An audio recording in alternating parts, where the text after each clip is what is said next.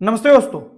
आज का डेट है 27 मई 2024 और अभी हम डिस्कस करेंगे द हिंदू के कुछ इंपॉर्टेंट आर्टिकल्स हिंदी में। जिसमें पहला आर्टिकल हम लोग डिस्कस करेंगे। लगातार देखा जा रहा है कि रूस और यूक्रेन का जो युद्ध है वो बहुत ही बदतर स्थिति में बढ़ता जा रहा है। लगातार रसिया के द्वारा स्टेटमेंट दिया जा रहा है कि इस संघर्ष में परमाणु बम का उपयोग हो सकता है, जो कहीं ना कहीं पूरे विश्व के लिए, अर्थ प्लैनेट के लिए बहुत ज्यादा नुकसानदायक हो सकता है। यह भी हाल ही में बात की गई है।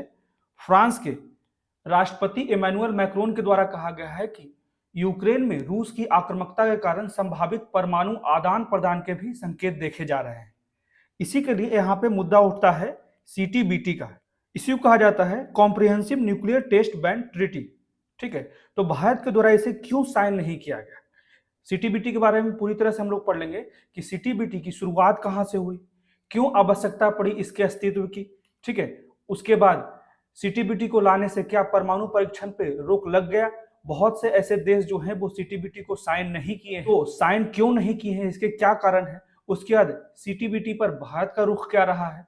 ठीक है, उसके बाद इससे संबंधित जितने भी प्रीवियस ईयर क्वेश्चन है, लगातार विभिन्न देशों के द्वारा न्यूक्लियर की धमकी दी जाती है। अगर भारत के परिप्रेक्ष्य में देखा जाए तो भारत ने क्यों सीटीबीटी पे साइन नहीं किया? क्योंकि पाकिस्तान और चाइना दोनों के पास ऑलरेडी न्यूक्लियर पावर है, इसलिए जो है भारत अपनी संप्रभुता की सुरक्षा के लिए जो है सीटीबीटी साइन नहीं किया है। तो हर एक पॉइंट को इस आर्टिकल में हम लोग विस्तार से पढ़ लेंगे। उसके बाद अगला आर्टिकल जो है पीवीटीजी, मतलब कि पार्टिकुलरली वल्नरेबल ट्राइबल ग्रुप्स, उसके लिए जो है प्रधानमंत्री पीवीटीजी मिशन लाया गया था। मेनली जो है 14.6 लाख परिवारों को यहां से लाभान्वित करने की बात की गई थी। तो भारत में टोटल जो है 75 ऐसे जनजाति है जिसको पीवीटीजी का टैग दिया गया है। ठीक है, परंतु समस्या यह है कि ये जो अभी योजना शुरू की गई है गवर्नमेंट के द्वारा, प्रधानमंत्री पीवीटीजी मिशन, ये कहीं ना कहीं जो है वो पीवीटीजी जो ट्राइबल्स ग्रुप हैं उन तक लाभ पहुंचाने में अभी तक सक्षम नहीं हुई है। इसके क्या कारण है, हर एक पॉइंट को जो है हम लोग इस आर्टिकल में डिस्कस कर लेंगे। और इससे भी संबंधित जो भी यूपीएससी में प्रीवियस ईयर क्वेश्चन आए हैं पीवीटीजी से संबंधित, उसको भी हम लोग डिस्कस कर लेंगे। ठीक है, उसके बाद अगला आर्टिकल जो है कि मसाला निर्यात के संबंध में वर्तमान की स्थिति क्या है। अभी हाल ही में जो है हांगकांग और सिंगापुर के द्वारा भारत के द्वारा जो एक्सपोर्ट की गई थी मसाला, चाहे वो एमडीएच की हो या फिर एवरेस्ट की हो, उसको अभी वापस कर दिया गया है। कहीं ना कहीं कहा गया है कि जो भारतीय स्पाइसेज हैं, भारतीय मसाला है, वो इंटरनेशनल मानदंड को नहीं अपना रहे हैं, इंटरनेशनल स्टैंडर्ड्स को नहीं अपना रहे हैं। इसमें मुख्यतः जो है एथिलीन ऑक्साइड की बड़ी मात्रा पाई गई है, जो कहीं ना कहीं कैंसर का कारण बन जाता है। इसी के लिए जो है विभिन्न देशों के द्वारा भारतीय मसालों के निर्यात को जो है एक्सेप्ट नहीं किया जा रहा है। तो क्या कारण है इसके पीछे, हर एक पॉइंट को हम लोग डिस्कस कर लेंगे। उसके बाद इथिलीन ऑक्साइड कितना हानिकारक है हम इंसानों के स्वास्थ्य के लिए, उसको भी विस्तार से डिस्कस कर लेंगे। इससे भी संबंधित अगर कोई प्रीवियस क्वेश्चन है यूपीएससी का, उसको भी हम लोग डिस्कस कर लेंगे। उसके बाद अगला आर्टिकल जो है यूरोप के एआई सम्मेलन का अवलोकन करेंगे, क्योंकि यूरोप की परिषद ने 17 मई को आर्टिफिशियल इंटेलिजेंस और मानवाधिकार, लोकतंत्र और कानून के शासन पर फ्रेमवर्क कन्वेंशन को अपनाया है। तो इसके उद्देश्य क्या है? मेनली जो है ह्यूमन राइट्स, मानवाधिकार, लोकतंत्र और जिम्मेदार उपायों के संबंध में एआई को नियंत्रित करने के लिए जो है इस तरह के यूरोप में एआई कन्वेंशन शुरू किए गए। तो इसको भी हम लोग विस्तार से देख लेंगे। तो आइए शुरू करते हैं आज का डिस्कशन। सबसे पहले जो है हम लोग देख लेंगे कि रूस के द्वारा जो है अपने स्टेटमेंट में लगातार संकेत दिया जा रहा है कि रूस और यूक्रेन का जो संघर्ष है उसमें न्यूक्लियर पावर का भी उपयोग हो सकता है। तो ये कहीं ना कहीं वैश्विक स्तर पर हानिकारक हो सकता है। इसी को हम लोग विस्तार से देख लेते हैं।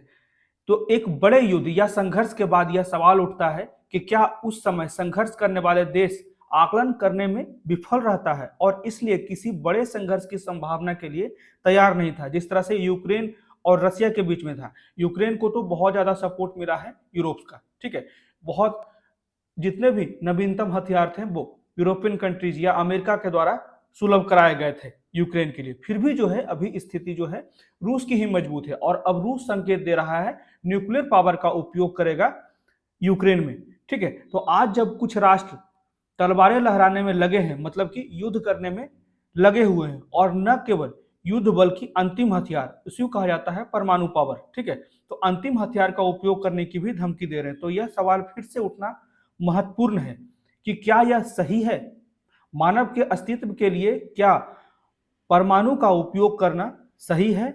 इसी की बात यहाँ पे राइटर के द्वारा इस आर्टिकल में की गई है। तो सच्चाई शायद उन बयानबाजियों की परतों के पीछे छिपा हुआ है जो रूस के द्वारा लगातार स्टेटमेंट दिया जा रहा है कि प्रमुख नेता और उसके प्रवक्ता समय समय पर करते रहते हैं। तो अभी भी समय है कि राष्ट्र जागे और ध्यान दे और साथ ही साथ चर्चा करे और बयानबाजी की जो बौछार के पीछे छिपे अर्थ को समझने का प्रयास करे और आने वाले समय को भयावह बनाने से पहले सभी देश मिलकर जो है इसके प्रति एक सही निर्णय लें। इसी में आगे कहा जाता है कि यूक्रेन में रूस की आक्रामकता के कारण संभावित परमाणु आदान प्रदान का संकेत है। ठीक है, परमाणु संघर्ष के फिर से उभरने वाले खतरे को रेखांकित किया जा रहा है जो गैर जिम्मेदार वैश्विक नेतृत्व और आर्थिक उथल पुथल के कारण और भी बढ़ गया है। तो फ्रांस के राष्ट्रपति इमैनुअल मैक्रोन की टिप्पणी के द्वारा कहा गया है कि यूक्रेन में रूस की आक्रामकता के कारण संभावित परमाणु आदान प्रदान का संकेत मिल रहा है। रूसी राष्ट्रपति व्लादिमीर पुतिन के बयानों में रूस के परमाणु बलों की निरंतर तत्परता पर प्रकाश डाला जा रहा है जिससे दुनिया भर में तनाव बढ़ रहा है। तो रूस ने व्यापक परीक्षण प्रतिबंध संधि CTBT comprehensive nuclear test ban treaty के अपने अनुसमर्थन को रद्द कर दिया है। ठीक है, जो सिग्नेचरी कंट्री था उसने अपने समर्थन को रद्द कर दिया गया है जिससे परमाणु हथियार नियंत्रण के बारे में वैश्विक चिंताएं और ज्यादा बढ़ गई है। अब हम लोग देख लेते हैं सीटीबीटी के बारे में। ठीक, तो व्यापक परीक्षण प्रतिबंध संधि दुनिया में कहीं भी किसी भी परमाणु हथियार परीक्षण विस्फोट या किसी अन्य परमाणु विस्फोट पर प्रतिबंध लगाती है। यह संधि जो है वो सितंबर 1996 में हस्ताक्षर के लिए खोली गई थी और अब तक 187 देशों ने इस पर हस्ताक्षर किया है। ठीक है, तथा 178 देशों ने इसका अनुसमर्थन रेक्टिफिकेशन किया है। ठीक है, तो संधि तब तक औपचारिक रूप से लागू नहीं हो सकती जब तक कि 44 विशिष्ट देशों द्वारा इसकी पुष्टि नहीं की जाती, जिसमें से 8 ने अभी तक ऐसा पुष्टि नहीं किया है। भारत, चीन, पाकिस्तान, उत्तर कोरिया, इजराइल, ये कुछ चीजें याद रखिएगा। ठीक है, कुछ देश जो कि सीटीबीटी को साइन नहीं किए हैं और इसी संबंधित यूपीएससी में ऑलरेडी क्वेश्चन आ चुके हैं। ठीक है, तो भारत, चीन, पाकिस्तान, उत्तर कोरिया, इजराइल, ईरान, मिस्र और अमेरिका। ठीक है, तो अपने प्रावधानों के अनुपालन को सत्यापित करने के लिए संधि निगरानी सुविधाओं का एक वैश्विक नेटवर्क स्थापित करता है तथा संदिग्ध घटनाओं के मौके पर निरीक्षण की अनुमति देती है। तो सीटीबीटी के समापन और हस्ताक्षर के लिए खुलने के बाद परमाणु परीक्षण वर्जित हो गया।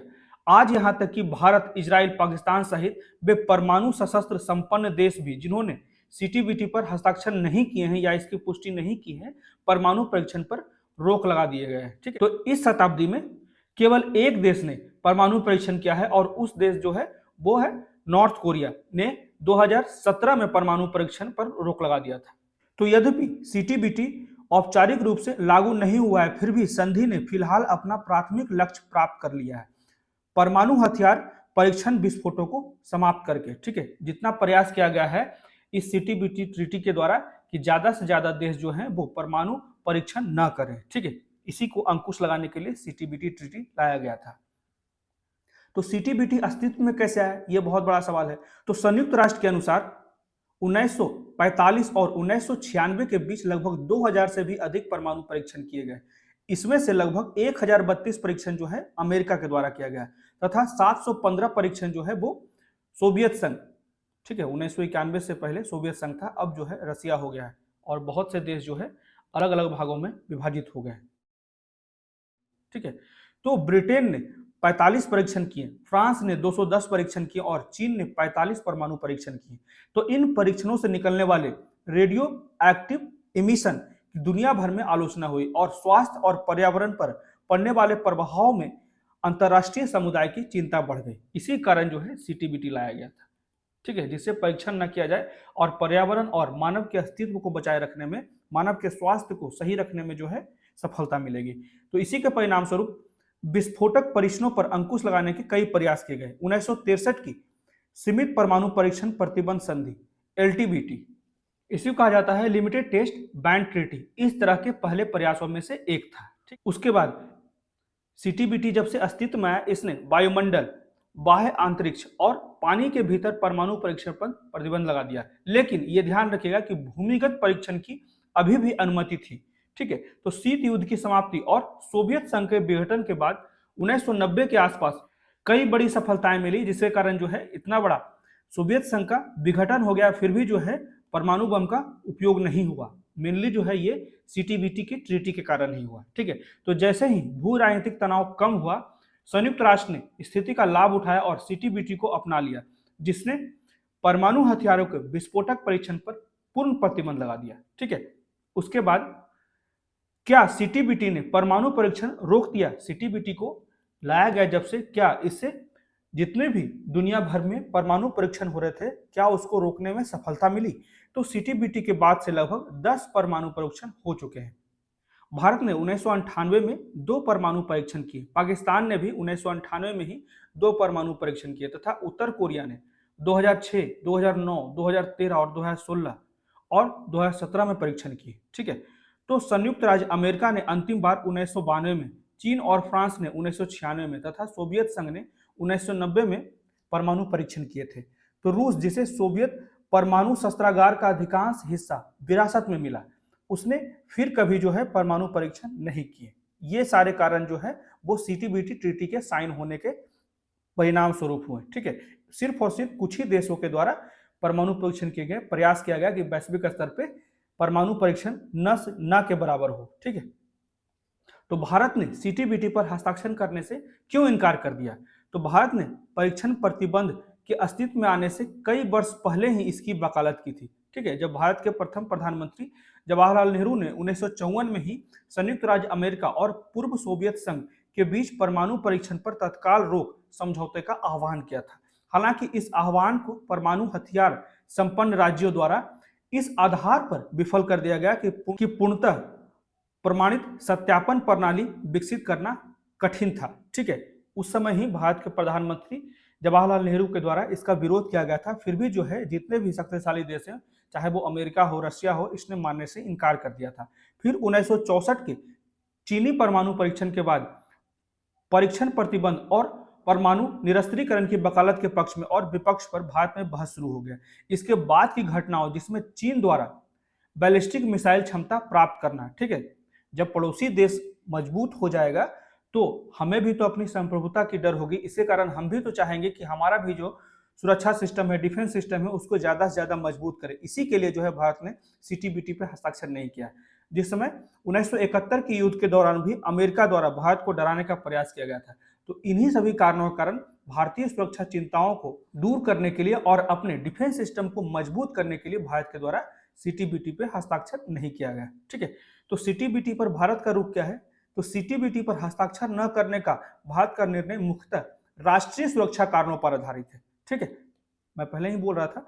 तो भारत परमाणु हथियारों को पड़ोसी देशों, विशेषकर पाकिस्तान और चीन से संबंधित सुरक्षा खतरों के विरुद्ध निवारण के रूप में देखता है। ठीक है, जब हमारे पड़ोसी देश जो है वो परमाणु संपन्न देश हैं, तो हमें भी अपनी सुरक्षा को सुनिश्चित रखने के लिए अपने परमाणु हथियारों को मजबूत रखना होगा। तो भारत का भी यह मानना है कि सीटीबीटी पर हस्ताक्षर करने से उसकी राष्ट्रीय सुरक्षा और सामरिक स्वायत्ता कमजोर होगी, क्योंकि इससे परमाणु परीक्षण करने की क्षमता पर प्रतिकूल प्रभाव पड़ेगा। तो भारत का यह निर्णय जो है वो न्याय संगत और सार्वभौमिक परमाणु निरस्त्रीकरण की इसकी इच्छा तथा राष्ट्रीय सुरक्षा संबंधी चिंताओं पर आधारित है। अमेरिका भारत असैन्य परमाणु समझौते ने द्विपक्षीय संबंधों में उल्लेखनीय सुधार किया है और वैश्विक परमाणु व्यवस्था में भारत के एकीकरण को सुगम बनाया है। तो हुबर इंस्टीट्यूट के द्वारा क्या कहा जाता है? तो हुबर इंस्टीट्यूट में चर्चा में अंतर्राष्ट्रीय संबंधों को बढ़ाने के लिए मनोवैज्ञानिक विभाजनों पर काबू पाने के महत्व पर भी जोर दिया गया है। तो इन सभी कारणों के कारण जो है सीटीबीटी पर भारत ने हस्ताक्षर नहीं किया। मुख्यतः अपने राष्ट्रीय सुरक्षा को सुनिश्चित रखने के लिए ही सीटीबीटी पर हस्ताक्षर नहीं किया गया भारत के द्वारा। अब देख लेते हैं परमाणु हथियारों से संबंधित जितने भी यूपीएससी के प्रीवियस ईयर में क्वेश्चन आए हैं उसको भी डिस्कस कर लेते हैं। तो सबसे पहला क्वेश्चन है, न्यू स्टार्ट संधि जो है वो समाचार में थी, यह संधि क्या है? यह क्वेश्चन 2011 में आया है। तो इसमें पहला ऑप्शन है, यह संयुक्त राज्य अमेरिका और रूसी संघ के बीच एक द्विपक्षीय रणनीतिक परमाणु हथियार कमी संधि थी। ठीक है, रिडक्शन ट्रीटी था। ठीक है, यही इसका सही उत्तर भी है। ठीक है, न्यू स्टार्ट क्या है? तो यह अमेरिका और रूस के बीच में जो है एक द्विपक्षीय रणनीतिक परमाणु हथियार कमी, इसी को कहा जाता है bilateral strategic nuclear arms reduction treaty. ठीक है, ये कब हस्ताक्षर हुआ था? तो 2010 में, ये ध्यान रखिएगा। ठीक है, new strategic arm reduction treaty को यूएसए और रूस द्वारा प्राग में, ठीक है, प्राग में 8 अप्रैल 2010 को हस्ताक्षरित किया गया था और 5 फरवरी 2011 को लागू किया गया था। ये ध्यान रखिएगा। उसके बाद बढ़ते हैं अगले क्वेश्चन की ओर। तो भारत के संदर्भ में अंतर्राष्ट्रीय परमाणु ऊर्जा एजेंसी IAEA, उसी को कहा जाता है इंटरनेशनल एटॉमिक एनर्जी एजेंसी, के अतिरिक्त नयाचार या एडिशनल प्रोटोकॉल का अनुसमर्थन करने का निहितार्थ क्या है? तो इसका मेनली जो है कंटेक्स्ट है असैनिक परमाणु रिएक्टर IAEA के रक्षोपायों के अधीन आ जाते हैं, इसलिए जो है इसका पहला कथन सही है और ये क्वेश्चन 2018 में आया था। ठीक है, इसे ध्यान रखिएगा कि भारत ने जो है IAEA सेफ गार्ड के लिए जो है हस्ताक्षर किया था 15 मई 2009 को, ठीक है, एडिशनल प्रोटोकॉल के रूप में। तो ये ध्यान रखिएगा। ठीक है, उसके बाद अगला क्वेश्चन है, भारत में क्यों कुछ परमाणु रिएक्टर IAEA सुरक्षा उपायों के अधीन रखे जाते हैं जबकि अन्य इस सुरक्षा के अधीन नहीं रखे जाते हैं? ये क्वेश्चन 2020 में आया था। ठीक है, तो इसका मुख्य कारण जो है कुछ आयातित यूरेनियम का प्रयोग करते हैं और अन्य जो है वो घरेलू आपूर्ति का उपयोग करते हैं, इसलिए जो है कुछ को सुरक्षा उपायों के अधीन रखा गया था और बाकियों को सुरक्षा के अधीन नहीं रखा गया था। ठीक है, तो ध्यान रखिएगा।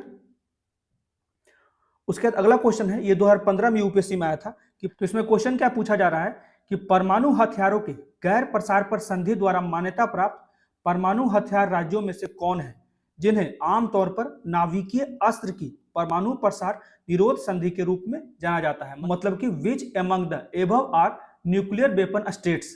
तो ये 5 देश है, यूएसए, रसिया, चाइना, फ्रांस और यूके। तो यहाँ पे सिर्फ 2 ही स्टेटमेंट सही है, 1 और 2, इसलिए जो है सही कथन ए हो जाएगा। ठीक है, उसके बाद अगला क्वेश्चन है, भारत अंतरराष्ट्रीय ताप नाभिकीय प्रौद्योगिकी reactor international thermonuclear experimental reactor का एक महत्वपूर्ण सदस्य है। यदि यह प्रयोग सफल हो जाता है तो भारत का तात्कालिक लाभ क्या होगा? यह क्वेश्चन 2016 में आया था।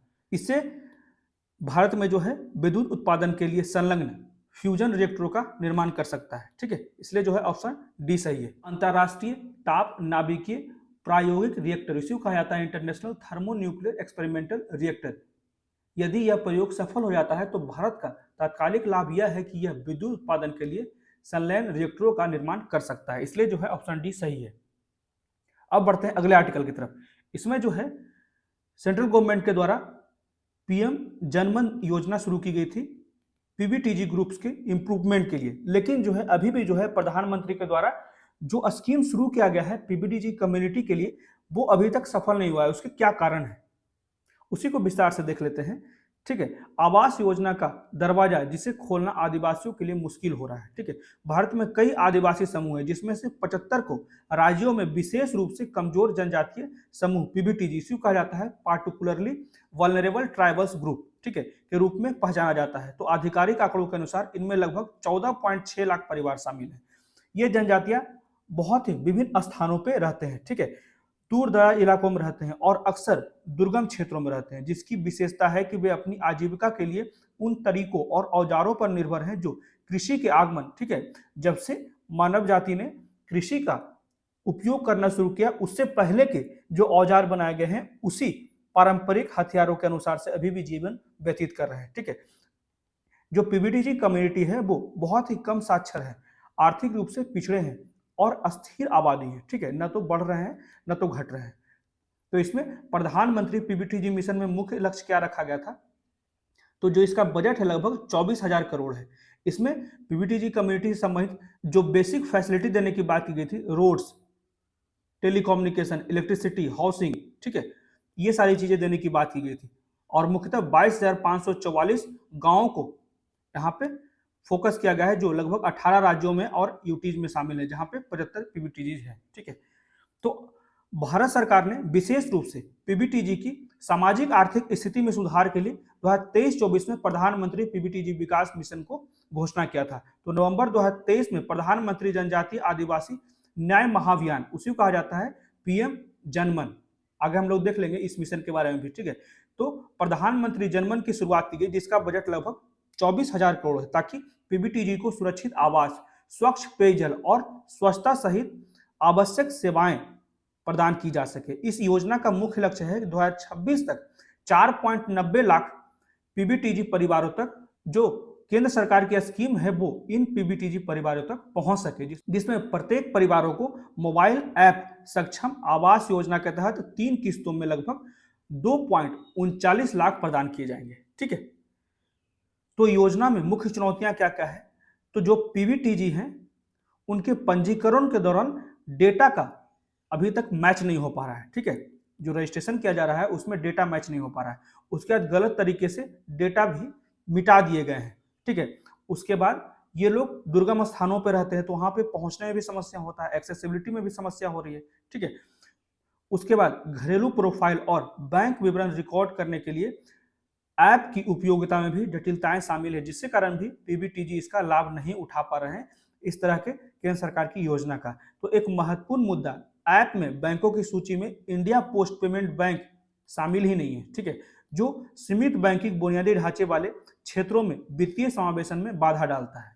ये सभी मुख्य चुनौतियां हैं जिसके कारण पीबीटीजी तक जो है वो केंद्र सरकार की स्कीम जो है वो पहुंच नहीं पा रही है। ठीक है, तो समाधान क्या है? तो पंजीकरण प्रक्रिया को सुव्यवस्थित करना, ऐप को अपडेट करना, ठीक है, और जो बैंक शामिल नहीं है उसको लिस्ट में शामिल करना, स्थानीय समुदाय को शामिल करने जैसे सक्रिय उपाय योजना की प्रभावशीलता में सुधार करने के लिए यह आवश्यक है। कई पहलों के बावजूद पीबीटीजी की दुर्दशा टूटे वादों का एक अटूट इतिहास बन गई है, लेकिन प्रधानमंत्री जनमन योजना उनके जीवन को बदलने का अवसर प्रदान करता है। ठीक है, तो देख सकते हैं प्रधानमंत्री जनमन योजना जो है मेनली जो है पीबीटीजी के लाभ के लिए बनाया गया है, a visionary initiative towards tribal welfare. ठीक है, इसे ध्यान रखिएगा, जिसमें सबका पक्का घर, हर घर में नल, गांव गांव तक सड़क, ठीक है, उसके बाद बिजली, इलेक्ट्रिसिटी, शिक्षा के लिए हॉस्टल्स बनाए जाएंगे, उसके बाद कौशल विकास के लिए भी कुछ केंद्र बनाए जाएंगे, दूर दराज गांवों तक मोबाइल मेडिकल यूनिट भी प्रोवाइड कराए जाएंगे, उसके बाद पोषण संबंधित जितने भी फूड की उपलब्धता हो सकती है सब्सिडी में उसको उपलब्ध कराया जाएगा। ठीक है, उसके बाद रोजगार प्रदान किए जाएंगे, दूर दराज गांवों तक मोबाइल नेटवर्क की पहुंच सुनिश्चित की जाएगी। तो ये सारे जो हैं कुछ इनिशिएटिव लिए गए हैं प्रधानमंत्री जनमन योजना के द्वारा, लेकिन फिर भी जो है पीबीटीजी कम्युनिटी तक अभी इनके लाभ नहीं पहुंच पाए हैं। ठीक है, तो एक पीबीटीजी से संबंधित प्रीवियस ईयर क्वेश्चन देख लेते हैं। ठीक है, तो भारत में विशेष रूप से पीबीटीजी के बारे में निम्नलिखित कथनों पर विचार करें। तो पीबीटीजी 18 राज्यों और एक केंद्र शासित प्रदेश में रहते हैं। दूसरा स्टेटमेंट है स्थिर या घटती जनसंख्या पीबीटीजी स्थिति निर्धारित करने के मानदंडों में से एक है। तीसरा स्टेटमेंट है देश में अब तक 95 पीबीटीजी आधिकारिक रूप से अधिसूचित है। और चौथा स्टेटमेंट है इरुलर और कोंडा रेड्डी जनजातियों को पीबीटीजी की सूची में शामिल किया गया है। तो उपरोक्त में से कितने कथन सही है? तो यहाँ पे सही उत्तर जो है ऑप्शन सी है, ये ध्यान रखिएगा। ठीक है, जिसमें पहला कथन सही है, दूसरा कथन सही है क्योंकि यहाँ पे सिर्फ और सिर्फ 75 पीबीटीजी ही शामिल हैं। इसलिए जो है हम लोग पहले भी देख चुके हैं कि टोटल जो है अभी तक भारत में 75 पीबीटीजी हैं। ठीक है, इसलिए जो अगर तीसरा को हटा देते हैं तो ऑलरेडी जो है ये आंसर हमें निकल कर जाता है। ठीक है, और पीबीटीजी जो है वो 18 राज्यों और एक केंद्र शासित प्रदेश में रहते हैं, ये ध्यान रखिएगा। ठीक है, और हाल ही में जो है इरुलर और कोंडा रेड्डी जनजातियों को पीबीटीजी की सूची में शामिल किया गया है। ठीक है, अब बढ़ते हैं अगले आर्टिकल की तरफ। इसमें जो है भारत के जो मसाले निर्यात किए जा रहे हैं उसको विभिन्न देशों के द्वारा रिजेक्ट कर दिया जाता है। अभी हाल ही का मुद्दा है हांगकांग और सिंगापुर के द्वारा जो है भारत से भेजे गए मसाले एमडीएच और एवरेस्ट के द्वारा उसको रिजेक्ट कर दिया गया, क्योंकि उसमें पाया गया अस्टर्लिंग एजेंट एथिलीन ऑक्साइड, जो कहीं ना कहीं कैंसर का मुख्य कारण है। इसी के कारण जो है सिंगापुर और हांगकांग के द्वारा इस तरह के कड़े कदम उठाए गए भारतीय मसालों के विरुद्ध। ठीक है, तो क्या कारण है? तो पिछले महीने हांगकांग और सिंगापुर ने एमडीएच और एवरेस्ट समूह के कुछ मसाला मिश्रण उत्पादों को कथित तौर पर स्टेरलाइजिंग एजेंट एथिलीन ऑक्साइड के निर्धारित स्तर से अधिक के कारण, ठीक है, जो निर्धारित स्टैंडर्ड के स्तर होते हैं उससे अधिक पाया गया, जिसके कारण उसे रिजेक्ट कर दिया गया। तो भारतीय अधिकारियों ने अब यह सुनिश्चित करने के लिए कई उपाय शुरू कर दिए हैं कि भारतीय मसाले आयात करने वाले देशों के खाद्य सुरक्षा मानकों का अनुपालन करें। ठीक है, जिस देश में मान लीजिए यूएसए में जा रहा है भारत का मसाला, तो यूएसए के स्टैंडर्ड्स को फॉलो करें वे मसाले जो एक्सपोर्ट हो रहे हैं यूएसए में। वहीं अगर साउथ ईस्ट कंट्री में जा रहा है या फिर यूरोप में जा रहा है तो वहां के स्टैंडर्ड्स को फॉलो किया जाए तभी निर्यात करें। तो भारतीय मसाला निर्यात कितना बड़ा है? तो स्पाइस बोर्ड इंडिया के पास उपलब्ध एक त्वरित निर्यात अनुमान डेटा से पाया गया है कि भारत के मसाले और मसाला उत्पादों के वैश्विक स्तर में महत्वपूर्ण हिस्सेदारी रही है। ठीक है, 2023-24 में भारत ने $4.4 बिलियन के मसालों का निर्यात किया, जो वित्तीय वर्ष 2022-23 की तुलना में लगभग 12.3% अधिक है।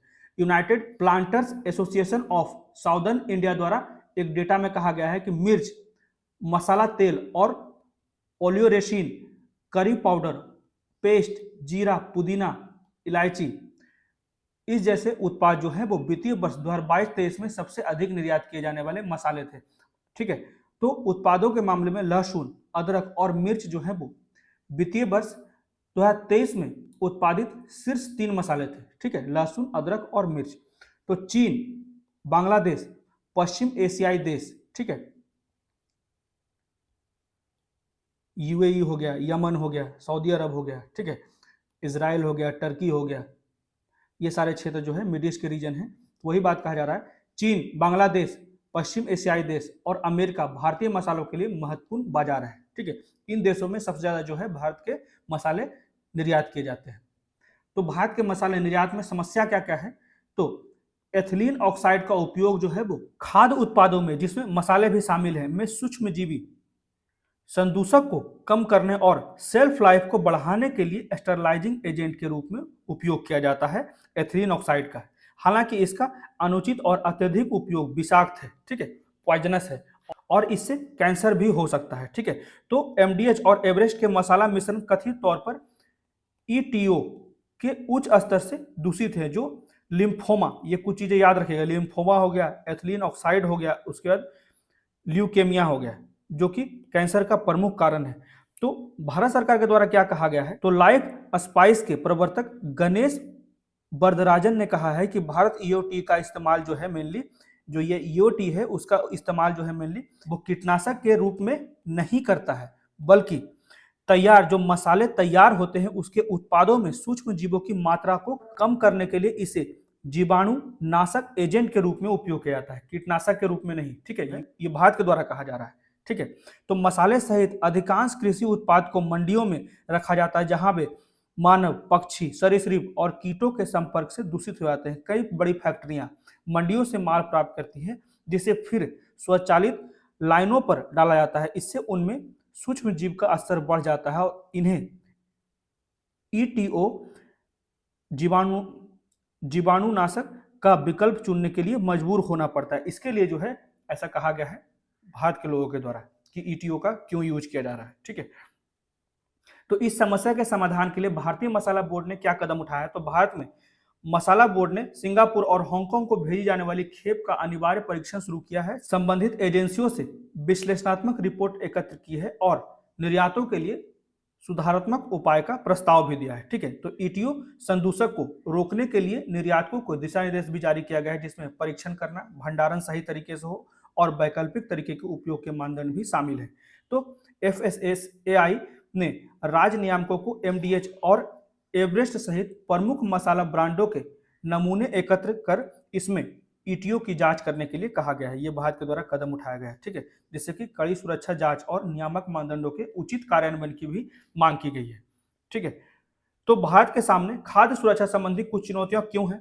तो परिचालन संबंधी चुनौतियां, भारत का विविध खाद्य परिदृश्य, मानकीकृत रिकॉर्ड रखने का अभाव, जानबूझकर खाद्य धोखाधड़ी तथा अवयवों का पता लगाने और संभावित जोखिमों का आकलन करने में कठिनाइयां भी शामिल है। इसी कारण जो है भारत में भी ज्यादा खाद्य सुरक्षा संबंधी चुनौतियां हैं। लॉजिस्टिक बाधाएं भी है, जिसमें खाद्य सुरक्षा और मानक अधिनियम 2006 के तहत अनिवार्य रूप से कम 10 राज्यों, केंद्र शासित प्रदेशों में सरकारी या निजी अधिसूचना खाद्य परीक्षण प्रयोगशाला की कमी शामिल है। ठीक है, कम से कम 10 राज्य ऐसे हैं जहां पे खाद्य परीक्षण प्रयोगशाला ही नहीं है। ठीक है, एफएसएसएआई की 2021-22 की वार्षिक रिपोर्ट के अनुसार प्रयोगशालाओं का असमान वितरण अपर्याप्त खाद्य सुरक्षा अधिकारी और संसाधन की कमी को बताया है। ठीक है, उसके बाद पारदर्शिता का भी अभाव है।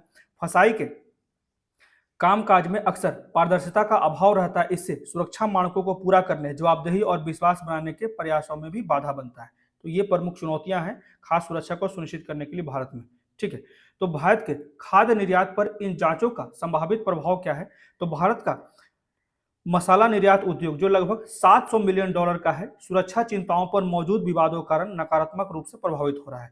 यदि चीन, आसियान कंट्रीज और यूरोपियन संघ के नियामक भी इसी प्रकार की चिंता व्यक्त करते हैं जिस तरह से हांगकांग और सिंगापुर के द्वारा किया गया है, तो इससे भारत को लगभग $2.5 अरब से भी अधिक मूल्यों के भारतीय मसाला निर्यात को नुकसान हो सकता है, जो भारत के कुल वैश्विक मसाला निर्यात का लगभग 58.8% है। तो कंपनियों द्वारा कीमतें कम करने के कारण छोटी कंपनियों, सहकारी समितियों और किसानों पर भी प्रतिकूल प्रभाव पड़ सकता है इसके नुकसान का। ठीक है, इसलिए जो है भारत को सही कदम उठाने की जरूरत है, जिससे कि आने वाले समय में भारत के द्वारा जो भी निर्यात किए जा रहे हैं मसाले वो सही स्टैंडर्ड के रहे। तो आगे का रास्ता क्या कहा जाता है राइटर के द्वारा कि भारत में संपूर्ण मसाला व्यापार पारिस्थितिकी तंत्र की प्रतिष्ठा को बनाए रखने के लिए उस मुद्दे पर तत्काल ध्यान देने की आवश्यकता है। हाल ही में जारी CUTS रिपोर्ट में भारत के खाद्य सुरक्षा मानकों को अंतर्राष्ट्रीय प्रथाओं के अनुरूप अपडेट करने तथा खाद्य कंपनियों को बेहतर जानकारी उपलब्ध कराने का सुझाव दिया गया है, ताकि वे विनियामकों का अधिक प्रभावी ढंग से पालन कर सके। ठीक है, तो ये था पूरा का पूरा आर्टिकल।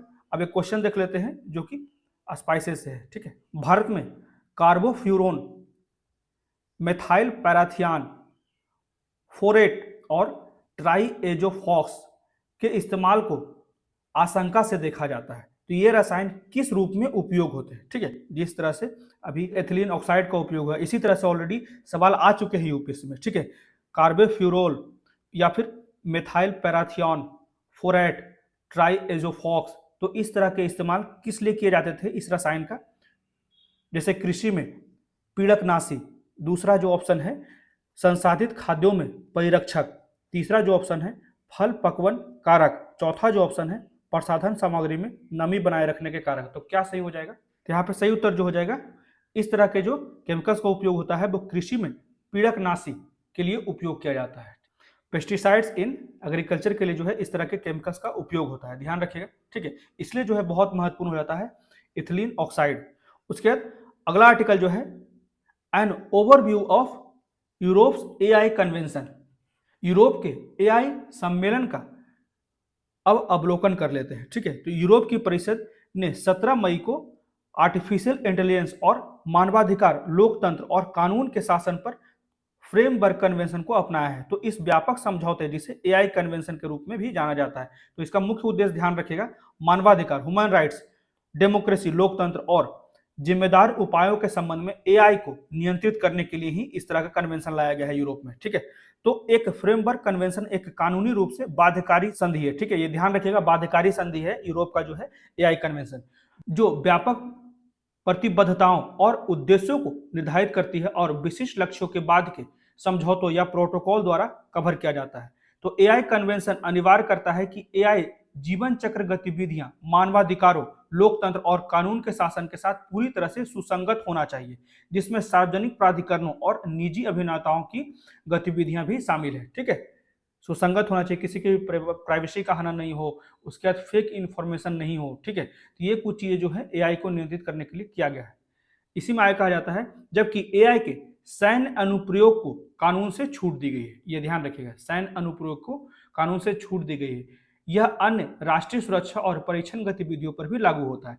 तो कन्वेंशन सरकारों को AI सिस्टम से होने वाले जोखिम के खिलाफ मानवाधिकारों और लोकतांत्रिक प्रक्रियाओं की अखंडता की रक्षा करने के लिए बाध्य करता है। इसमें उपचार और प्रक्रियात्मक सुरक्षा उपायों को प्रावधान भी शामिल किए गए हैं यूरोप के AI कन्वेंशन में। ठीक है, ये कुछ महत्वपूर्ण पॉइंट थे। मेनली जो है डेमोक्रेसी को मजबूत रखने के लिए, लोगों की प्राइवेसी को मजबूत रखने के लिए, ह्यूमन राइट्स को मजबूत रखने के लिए ही जो है यूरोप में AI कन्वेंशन किए गए हैं और ये बाध्यकारी है। ठीक है, इसी समय एक और क्वेश्चन देख लेते हैं, विकास की, ये आर्टिफिशियल इंटेलिजेंस से संबंधित ये क्वेश्चन है। ठीक है, क्वेश्चन जो है 2020 में आया था यूपीएससी में।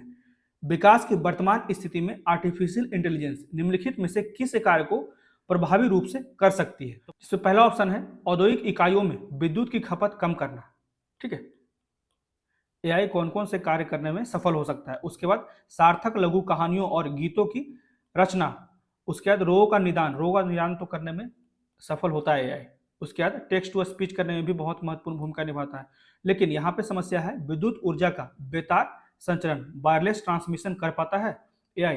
तो अगर आप ये जानते हैं ये नहीं कर पाता है तो यहाँ पे सही उत्तर ऑप्शन बी हो जाएगा। ठीक है, पहला ऑप्शन सही है, दूसरा भी ऑप्शन सही है लेकिन ये दिया हुआ नहीं था, ठीक है। तीसरा भी ऑप्शन सही है, चौथा भी ऑप्शन सही है, सिर्फ पांचवा ऑप्शन गलत था और इसका सही उत्तर ऑप्शन बी हो जाएगा, ठीक है। तो ये थे आज के द हिंदू के कुछ इंपॉर्टेंट आर्टिकल्स और कुछ महत्वपूर्ण क्वेश्चन जो कि करंट अफेयर के जितने भी आर्टिकल्स हमने डिस्कस किए उससे संबंधित, उस टॉपिक से संबंधित जो यूपीएससी में ऑलरेडी प्रीवियस ईयर क्वेश्चन आ चुके हैं उसको भी हम लोगों ने डिस्कस किया। तो कैसा लगा आज का डिस्कशन, प्लीज मुझे कमेंट करके बताएं और मेरे वीडियो को ज्यादा से ज्यादा लाइक करें, शेयर करें और मेरे चैनल को सब्सक्राइब